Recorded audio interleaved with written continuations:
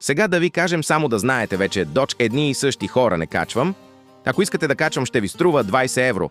Иначе тека не качвам. Вече съжалявам. Аз плащам за този YouTube канал.